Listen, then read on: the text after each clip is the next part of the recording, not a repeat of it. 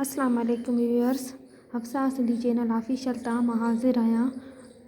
अॼु असांजो जेको टॉपिक आहे सिंधी अदब में नाविल नवेसी।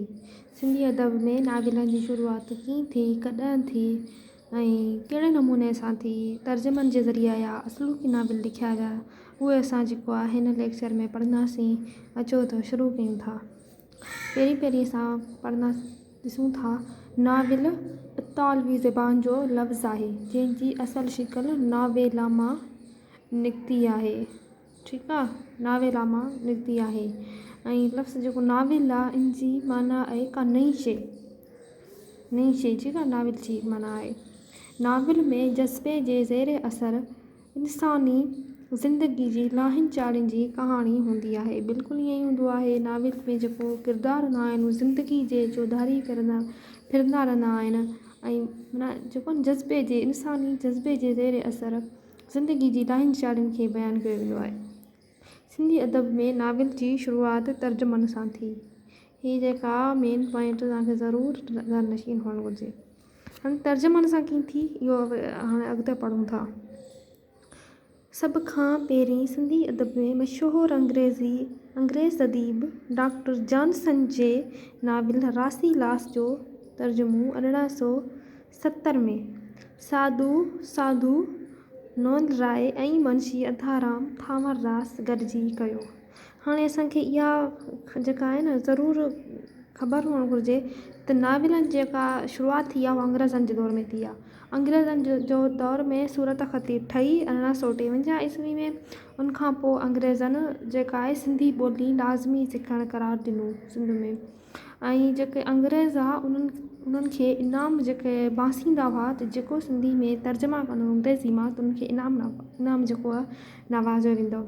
ऐं हीअ नाविलो जेको रासी लास जो इन जो तर्जुमो कयो साधू नोलराय ऐं मुंशी अधाराम थावरदास गॾिजी कयो। उन्हनि खे इनाम बि नवाज़ियो वियो। त जेको आहे नाविलनि जी शुरूआति आहे सिंधी अदब में ईअं तर्जुमनि सां थी। पहिरियों जेको नाविल तर्जुमो थियो उहो रासी लास हो। अंग्रेज़ जो नाविलो साधू नोलराय ऐं मुंशी अधाराम थावरदास गॾिजी कयो।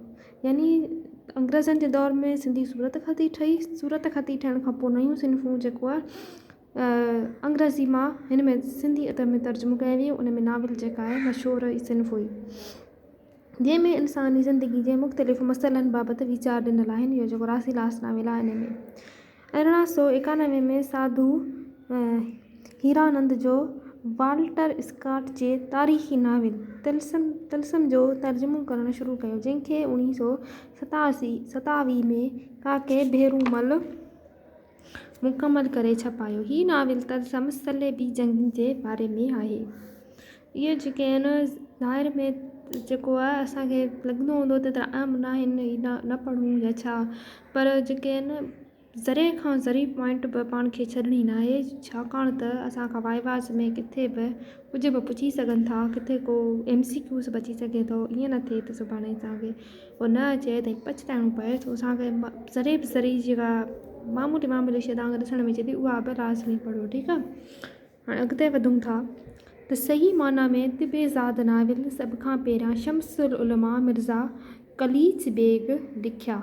तिबेज़ाद नाविल तव्हां सम्झंदा हूंदा। तिबेज़ाद उहे नाविल हूंदा आहिनि जेके असलूका जेको आहे पंहिंजी ॿोली में लिखिया वञनि, जेके तिबेई नाविल हुजनि। जीअं रासी लास नाविल आहे उहो त तर्जुमो थियो, पर तिबेज़ाद जेको सिंधी ॿोली में पहिरियों नाविल लिखियो वियो उहो मिर्ज़ा जेको आहे कलीच बेग साहिबु लिखिया। मिर्ज़ा साहिब जो पहिरियों तिबेज़ाद नाविल दिलाराम 1888 ईस्वी में छपियो ऐं उनखां पोइ संदसि शाहकार नाविल ज़ीनत 1990 ईस्वी में छपियो। 1892 में प्रीतमदास हुकूमत राय जो तिबेज़ाद नाविल अजीब भेट, ठीकु आहे, मशहूरु नाविल आहे अजीब भेट छपियो। पहिरीं जेको आहे मिर्ज़ा कलीच बेग साहिब जा जेके 2 नाविल छपिया। उनखां पोइ वरी 1892 में प्रीतमदास हुकूमत राय जो तिबेज़ाद नाविल छपियो अजीब भेट। तिबेज़ाद नाविलनि जे सिलसिले में मिर्ज़ा कलीच बेग खां पोइ लैलचंद अमरनेमल जो नालो अचे थो। ठीकु आहे, पोइ माना हीअ जेको आहे लैलचंद अमरनेमल इन तिबेज़ाद नाविल लिखिया आहिनि। मिर्ज़ा कलीच बेग खां पोइ इहो वॾो अहम आहे। लैलचंद अमरनेमल जो नाविल चौथ जो चंड या भरम जी भलाई 1905 1906 ईस्वी धारे सरस्वती में छपिया। सरस्वती जेको आहे उहो रिसालो हो, उन में छपिया ऐं पोइ जेको आहे मुकमल रिसाले जी सूरत में छपिया। उनखां पोइ काके भेरूमल जा 2 तिबेज़ाद नाविल छपिया। आनंद सरीका 1910 ईस्वी में ऐं मोहिनी बाई 1911 ईस्वी में। ही ॿई नाविल हिंदू मुआशिरे जूं ऊणायूं बयानु कनि था। उनखां पोइ भेरूमल जो 4 तिबेज़ाद नाविल छपियो वरियल ऐं नेमत, जंहिंमें मुसलमाननि जो मुआशिरो ॾेखारियलु हो। त ठीकु आहे, इहा असांखे ख़बर पई त पहिरियों जेको तिबेज़ाद नाविल लिखिया उहो शमसुल उलमा मिर्ज़ा ख़लीस बेग साहिबु।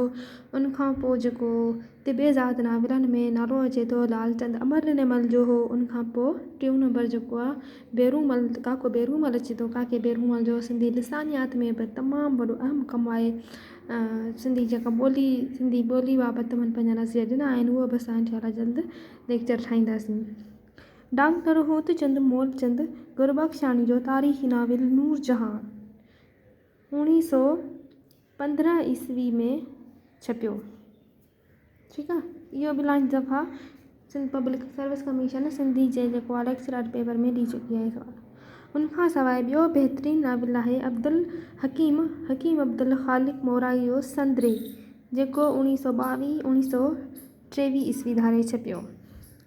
उनखां सवाइ संदसि ॿिया तारीख़ी नाविल सती जा सत्या ऐं चिथरपति पिणु हिक ॿिए जे पुठियां छपिया।